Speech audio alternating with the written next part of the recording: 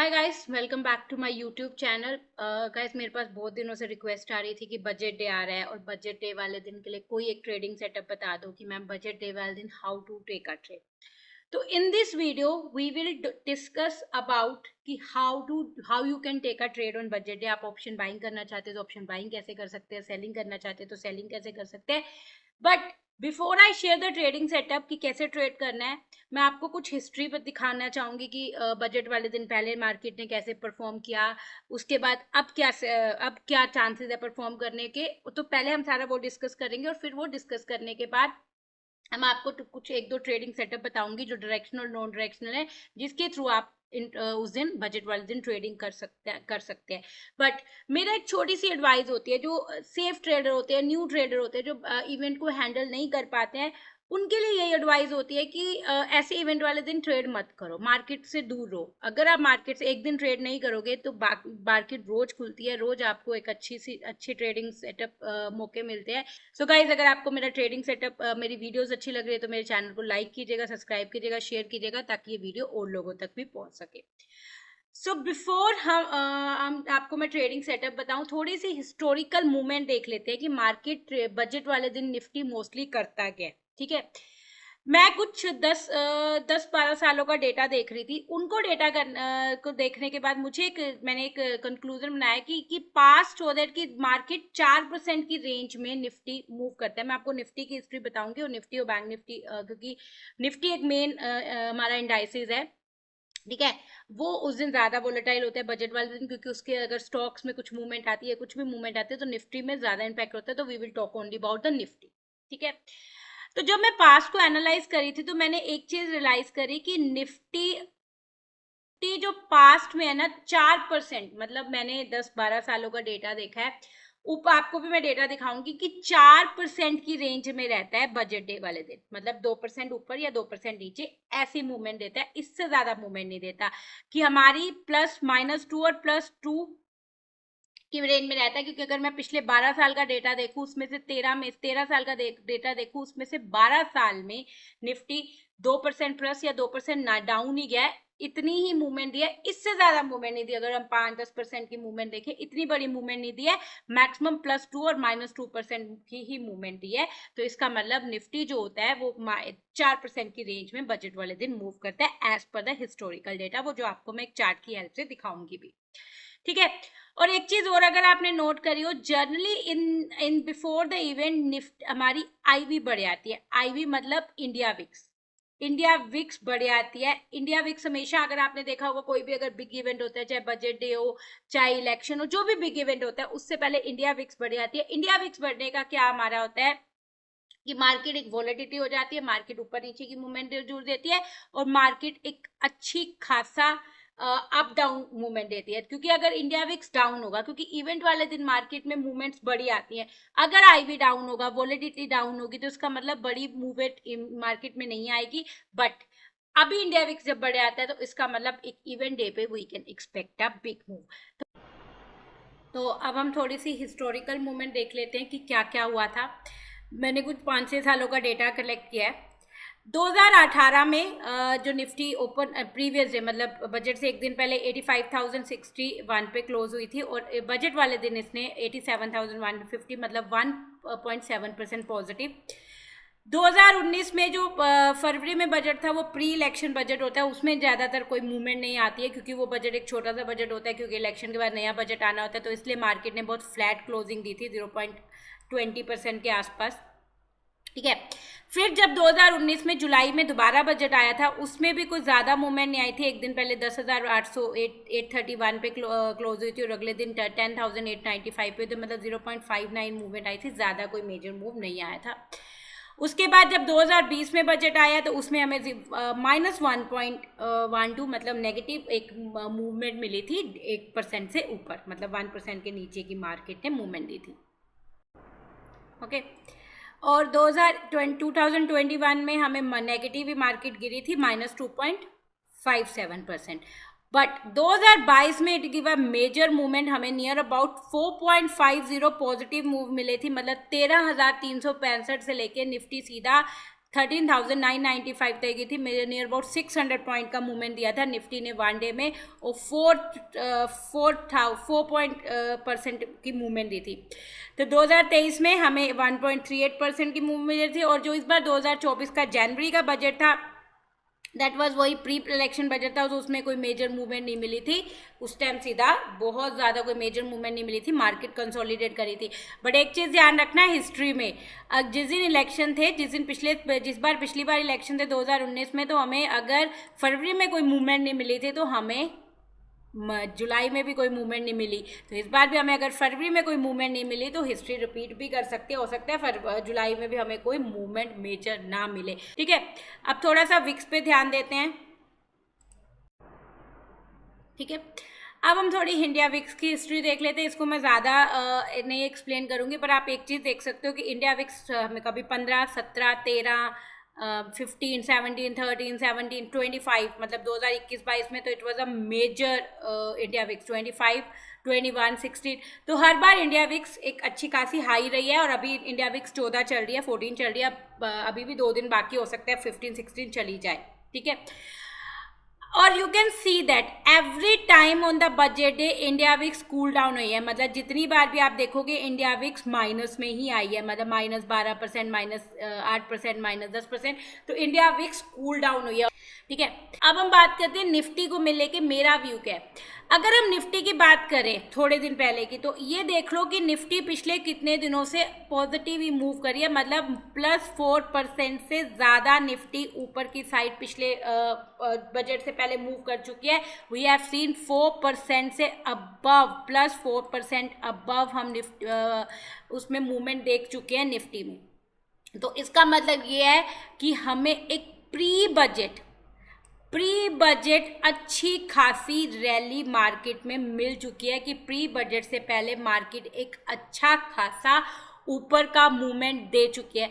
तो अब जब मेरे अकॉर्डिंग क्या है कि ऊपर वाली साइड ना बहुत कम स्कोप है, बहुत ज़्यादा कम स्कोप है ऊपर वाली साइड मार्केट के पास मूव करने का।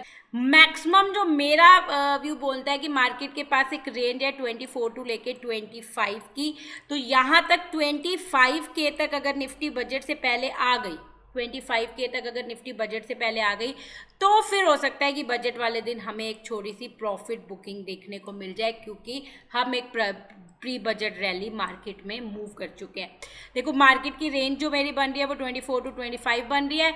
मार्केट की अगर 24,750 से लेके 770 के ऊपर अगर क्लोजिंग दे जाती है, इसका मतलब मार्केट 25K टच कर सकती है। बट 25K के बाद मुझे जो लग रहा है कि ऊपर का और मूव आना अभी निफ्टी के लिए थोड़ा सा मुश्किल है। तो 25K पे पहुंचने के बाद, 25K के पहुंचने के बाद या तो निफ्टी छोटी सी प्रॉफिट बुकिंग दिखा सकती है, अगर कोई मेजर न्यूज़ नहीं आई।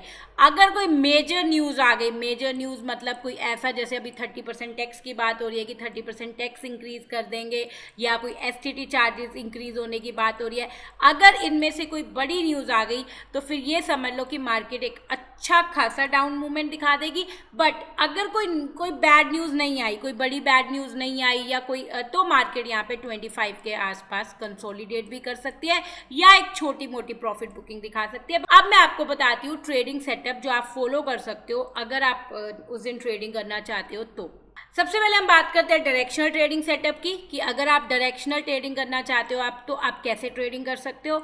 दूसरा फिर हम बात करेंगे नॉन डायरेक्शनल ट्रेडिंग सेटअप की, अगर आपको मार्केट का मोमेंटम समझ नहीं आता है, आप मार्केट की डायरेक्शन नहीं समझ सकते हो, तो आपको क्या ट्रेडिंग करनी चाहिए। अगर आपको मार्केट का मोमेंटम समझ आता है, या आप अगर डायरेक्शनल ट्रेड करना चाहते हो, वन साइडेड ट्रेड करना चाहते हो, आपको क्या करना चाहिए। सबसे पहले अगर आप डायरेक्शनल ट्रेड करना चाहते हो उस दिन, तो एक चीज़ का ध्यान रखना, जितनी देर हमारी FM की, जो हमारी FM सीतारमन जी, उनकी जितनी देर स्पीच चल रही है, 1 से 1.5 घंटा स्पीच चलती है, और ज़्यादातर मुझे यहाँ तक लगता है कि 11-12 बजे 12 बजे स्पीच शुरू होती है, 1-1.5 बजे स्पीच खत्म हो जाती है, 11 बजे स्पीच खत्म होती है, 1-1.5 बजे।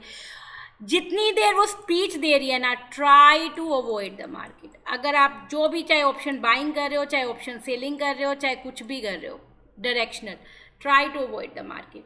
क्योंकि जब भी स्पीच होती है ना मार्केट बहुत ज़्यादा ऊपर नीचे करती है, बहुत ज़्यादा मूवमेंट होती है, क्योंकि कभी कोई अच्छी न्यूज़ आ गई तो एकदम से मार्केट भाग जाएगी, कभी कोई बुरी न्यूज़ आ गई या कुछ ऐसा मार्केट को न्यूज़ समझ नहीं आए, कुछ समझ नहीं आए तो मार्केट एकदम से गिर जाएगी। तो जितनी देर भी स्पीच चल रही है ना, डोंट ट्रेड। उसके बाद पोस्ट बजट स्ट्रैटेजी क्या करनी है। सपोज आपकी स्पीच खत्म हो गई, मैडम जी मतलब हमारी एफएम जी की स्पीच खत्म हो गई, अब आप क्या करोगे, try to understand market direction कि मार्केट किस साइड जा रही है। उसके लिए मैं एक छोटी सी टिप दूंगी, आप क्या करना, 5 मिनट का चार्ट खोलना, निफ्टी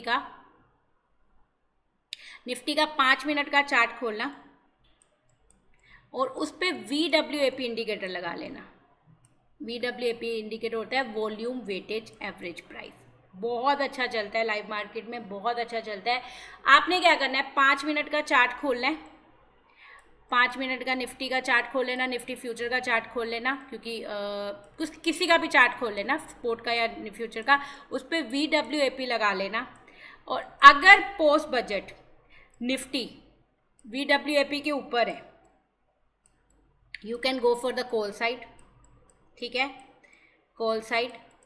और अगर पोस्ट बजट मतलब बजट आने के बाद निफ्टी VWAP के नीचे है, you can go for the put side. अब ये नहीं कि इसमें आपने बहुत बड़ा रिस्क ले लेना कि अच्छा मैं 100 को 1000 क्वांटिटी, बहुत बड़ी क्वांटिटी ले लूँगा, आज मैं करोड़पति बन जाऊँगा, क्योंकि अगर मार्केट अब नीचे है तो गिरेगी, बहुत प्रॉफिट होगा, ऐसा नहीं है। आपने रिस्क उतना ही लेना है जितनी आपकी रिस्क कैपेसिटी है, जितना आप रोज ट्रेड करते हो। Don't try to take a major risk, but आपने बस ये करना है कि VWAP लगाना है 5 मिनट में, और उसकी साइड देखना है कि आफ्टर स्पीच जिस साइड VWAP ब्रेकआउट दे, अगर ऊपर की साइड है तो कॉल ले सकते हो, नीचे की साइड है तो पुट ले सकते हो। और आपने ले लिया, अब आप रैली, अगर वो मार्केट वन साइड मूवमेंट दे जाएगी, अगर मार्केट वन साइड मूवमेंट दे गई तो अपने प्रॉफिट को ट्रेल करते रहना। ट्रेल कैसे करना है, जैसे आपको 100 पॉइंट, अगर मान लो 20 पॉइंट मिल गए तो स्टॉप लॉस को थोड़ा सा ऊपर ले आओ, अगर 40 पॉइंट मिल गए तो स्टॉप लॉस को थोड़ा, तो अपने प्रॉफिट को ट्रेल करते रहना और तब तक ट्रेड में रहना है जब तक आपका ट्रेलिंग स्टॉप लॉस हिट नहीं हो जाता। ट्रेल करने का मैं सिंपल तरीका, सपोज आपने कोई 100 रुपये में ऑप्शन खरीदी है, ठीक है, आपका स्टॉप लॉस है 80 रुपये, अब वो ऑप्शन हो गई है 130 रुपये की, आप अपना स्टॉप लॉस कहाँ ले आओगे, 100 रुपीज़ पे। अब वो ऑप्शन होगी 140 रुपये की, आप अपना स्टॉप लॉस कहाँ ले आओगे, 110 रुपये पे। अब वो ऑप्शन होगी 150 रुपये की, आप अपना स्टॉप लॉस कहाँ ले आओगे, 120 रुपये पे। तो that way you can trail your profit. कि अगर निफ्टी ने, मार्केट ने वन साइड रैली दे दी, अगर मार्केट ने वन साइड रैली दे दी तो आप बहुत अच्छा प्रॉफिट अर्न कर सकते हो उस दिन, क्योंकि मोस्टली अगर बजट के बाद कई बार मार्केट वन साइड रैली देती है। हाँ, अगर मार्केट ने कोई रैली नहीं दी, आपका एक बार स्टॉप लॉस हिट हो जाए तो बस उसके बाद बैठ जाना, उसके बाद कुछ नहीं करना। अगर रैली दी तो अपना प्रॉफिट को ट्रेल करना, अगर रैली नहीं दी, आपका एक स्टॉप लॉस हिट हो गया तो ये नहीं अच्छा वो अब VWAP के नीचे है तो मैं कॉल ले रहा हूँ, फिर वो VWAP को आगे पुट ले रहा हूँ, फिर वो VWAP के नीचे आ गई तो मैं कॉल ले रहा हूँ। तो इतना नहीं करना है, 1 या 2 मैक्सिमम ट्राई करने हैं ट्रेड के। अगर उसमें भी ऐसे लिट हो गया तो उससे साइड में समझ बैठ जाना, उसके बाद ये समझ लेना कि मार्केट आज कुछ नहीं कर रही है, ठीक है। अब आते हैं नॉन डायरेक्शनल वालों पे। अगर आपको डायरेक्शन समझ आती है तो ठीक है, अगर आपको डायरेक्शन समझ नहीं आती है, तो आपको नहीं समझ आ रहा कि मार्केट की डायरेक्शन क्या है, तो आप एक काम कर सकते हो। ये बजट आ रहा है 23 जुलाई को, ठीक है, उस दिन है ट्यूसडे, और उस दिन है हमारी फिन निफ्टी की एक्सपायरी, ठीक है, फिन निफ्टी की एक्सपायरी है। आप क्या कर सकते हो, दोनों साइड की एक नियरेस्ट OTM, मतलब अगर मान लो चल रही है फिन निफ्टी 22,500 पे या कुछ पे, तो नियरेस्ट OTM मतलब 50 पॉइंट ऊपर, जब 50 पॉइंट से ज़्यादा गैप मत देना, 50 पॉइंट ऊपर की दोनों साइड की OTM कॉल और पुट बाय कर सकते हो। कॉल भी बाय कर लो और पुट भी बाय कर लो, और उसके बाद बैठे रहो। एक स्टॉप लॉस जरूर लगा लेना। बैठे रहो का मतलब ये नहीं कि उनको दोनों को जीरो होने देना, एक स्टॉप लॉस लगा लेना। मान लो दोनों का प्रीमियम कंबाइन मिला के आपने 50 रुपये का प्रीमियम पे किया है, तो 25 का कुछ स्टॉप लॉस लगा के एक स्टॉप लॉस लगा लेना और मार्केट को मूवमेंट देने देना। अगर मार्केट ने वन साइड मूवमेंट दे दी तो आपको एक साइड अच्छा खासा प्रॉफिट हो सकता है। अगर मान लो मार्केट गिर गई तो पुट में प्रॉफिट होगा, मार्केट भाग गई तो पुट में प्रॉफिट होगा। बट अगर मार्केट ने कुछ नहीं दिया तो अपना स्टॉप लॉस लेके साइड में चुपचाप बैठ जाना, कुछ मत करना। बट एक चीज ध्यान रखना, उतना ही रिस्क लेना जितना आप, मैं पहले बता रही हूँ, अपनी रिस्क कैपेसिटी से रिस्क मत लेना। पता लगे आपने 500,000 लोड दोनों साइड के लेके 500,000 लोड दोनों साइड के लेके रख दिए और मार्केट ने कुछ नहीं किया और आपका बहुत मेजर नुकसान हो गया। तो मैं हमेशा बोलती हूँ अपनी रिस्क कैपेसिटी से ज़्यादा रिस्क मत लेना, अपनी रिस्क कैपेसिटी से ज़्यादा रिस्क मत लेना। जितना आप रिस्क ले सकते हो उतनी क्वांटिटी में आप दोनों साइड कॉल पुट लेके बैठ सकते हो। अगर मार्केट में 2% की मूवमेंट भी आ गई, फिर निफ्टी एक्सपायरी है, अच्छे प्रीमियम मूवमेंट देते हैं तो आपको प्रॉफिट हो जाएगा। बट अगर मूवमेंट नहीं आई तो आप अपने स्टॉप लॉस को लेके साइड पे हट जाना, ठीक है। ठीक है, तो आई होप आपको समझ आ गया होगा कि आपको मैंने पूरा समझाने की कोशिश करी कि हिस्ट्री में बजट वाले दिन क्या मूवमेंट आई, और अगर आप ऑप्शन बाइंग करना चाहते हो तो आप डायरेक्शनल नॉन डायरेक्शनल सेटअप कैसे कर सकते हो। बस एक मेरी रिक्वेस्ट है, last time I am requesting you all कि अगर आप ये ट्रेडिंग करोगे बजट वाले दिन तो मिनिमम क्वांटिटी में करना। ये नहीं कि आज इवेंट है, बहुत अच्छी मूवमेंट आ जाएगी तो मैं बहुत ज़्यादा पैसा कमाने की कोशिश करूँगा। अपने रिस्क पैसे से ज़्यादा रिस्क लो, क्योंकि इवेंट वाले दिन लॉसेस भी बहुत ज़्यादा होते हैं, क्योंकि मार्केट बहुत वोलेटाइल है। अगर आप अनएक्सपीरियंस ट्रेडर हो, नहीं समझते हो मार्केट को, तो उस दिन अवॉइड कर दो, छोड़ दो, कुछ नहीं होता है एक दिन मार्केट में। बट अगर आप ट्रेड कर भी रहे हो, इनमें से कोई भी सेटअप से ट्रेड कर रहे हो, तो छोटा रिस्क लेके ट्रेड करना ताकि आप मेजर डेंट ना खाओ। तो that's it for today video guys. I hope ये वीडियो आपके लिए कुछ हेल्पफुल रहेगी और आप इससे कुछ बेनिफिट उठा सकोगे। तो अगर आपको मेरी वीडियोस अच्छी लग रही है तो चैनल को लाइक कीजिएगा, सब्सक्राइब कीजिएगा और शेयर कीजिएगा। Thank you so much guys, bye bye.